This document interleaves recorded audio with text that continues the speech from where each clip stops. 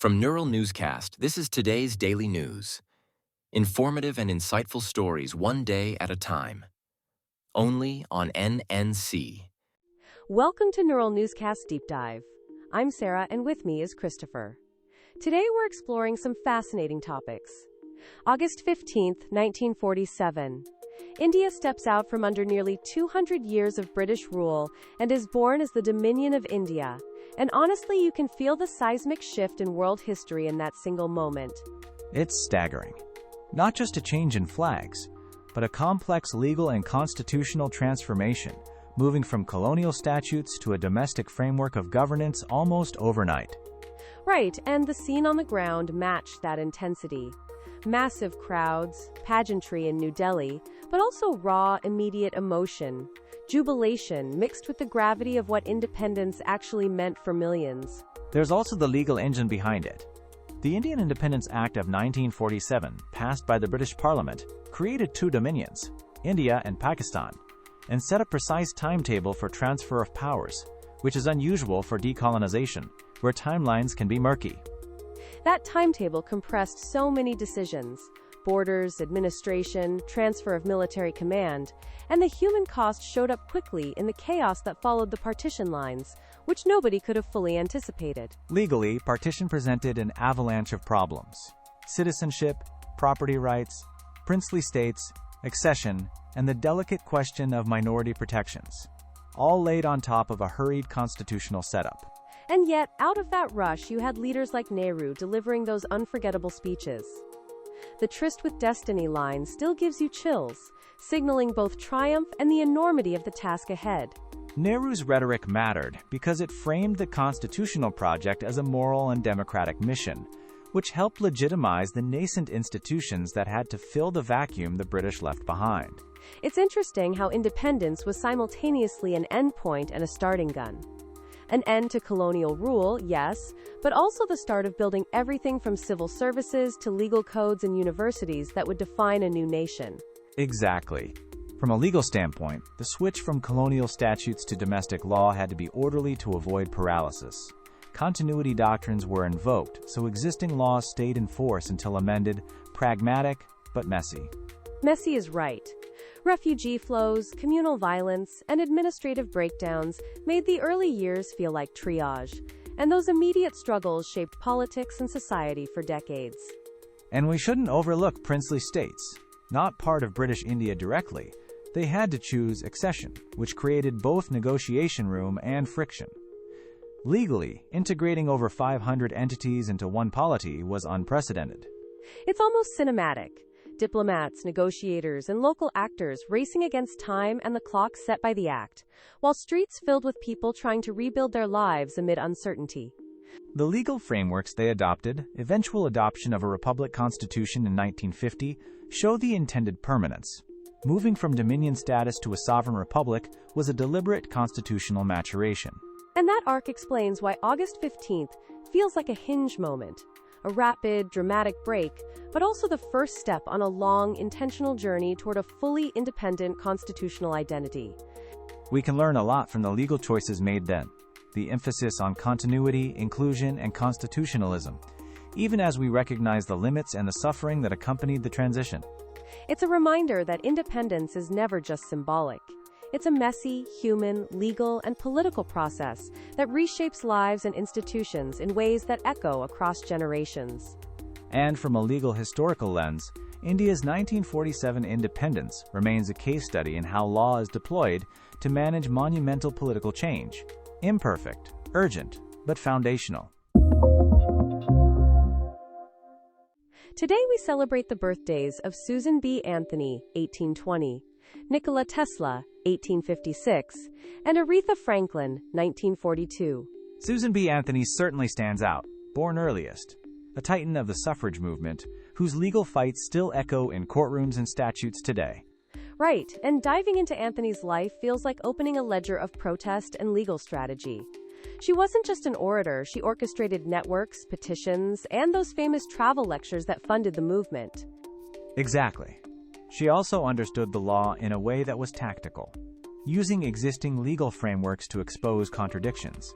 like attempting to vote in 1872 to force a Supreme Court discussion, which the court dodged, but the publicity was priceless. That 1872 arrest and trial, it's cinematic.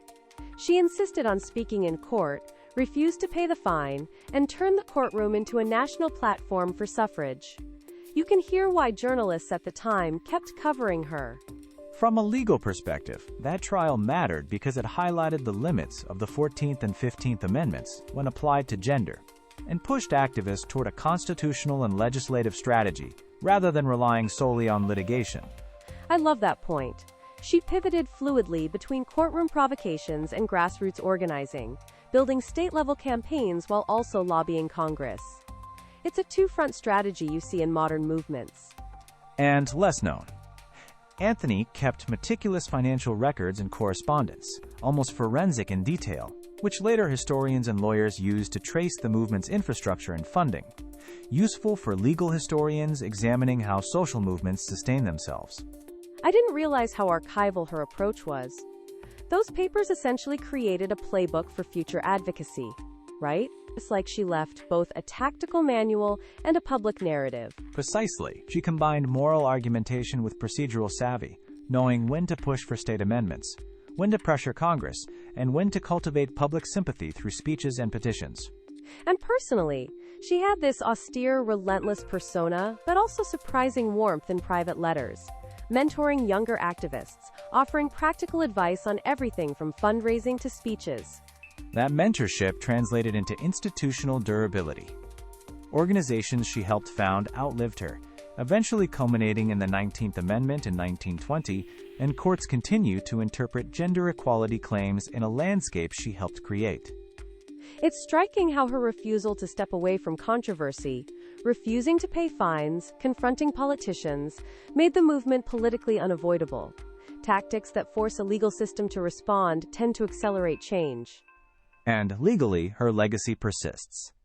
Anthony reframed the question from personal grievance to systemic injustice, setting the rhetorical and procedural boundaries that current gender equality litigation still navigates. Thinking about her today, it's easy to see parallels with modern activists who blend media savvy, legal pressure, and organizational persistence. She was an early template for that mix. So on her birthday, we don't just remember speeches. We recognize an architect of strategy whose methods seeded both policy change and jurisprudential arguments about citizenship and rights. That lasting relevance, that she gave future generations both a narrative and a toolkit, is a powerful legacy to reflect on today. Stay with us, more deep dive exploring coming up. This is NNC, Neural Newscast.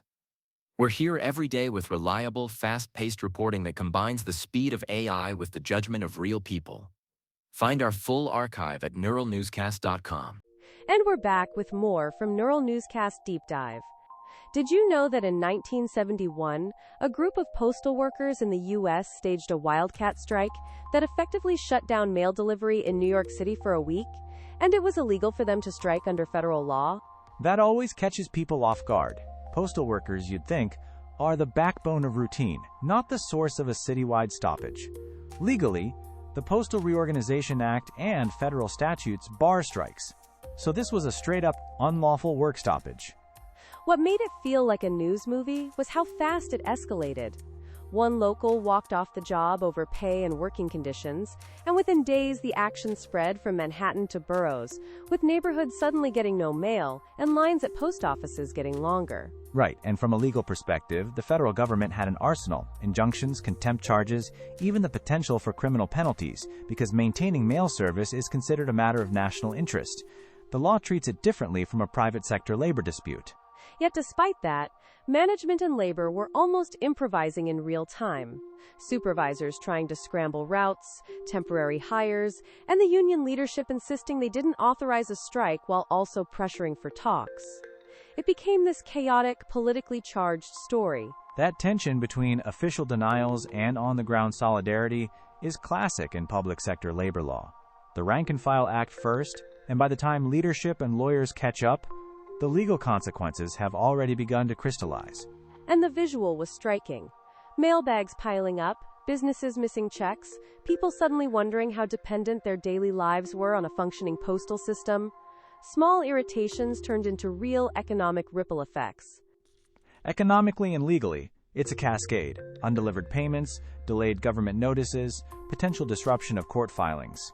Courts themselves can be affected when statutory deadlines rely on mailed documents, which then raises questions about equitable relief and extensions. There was also a political element.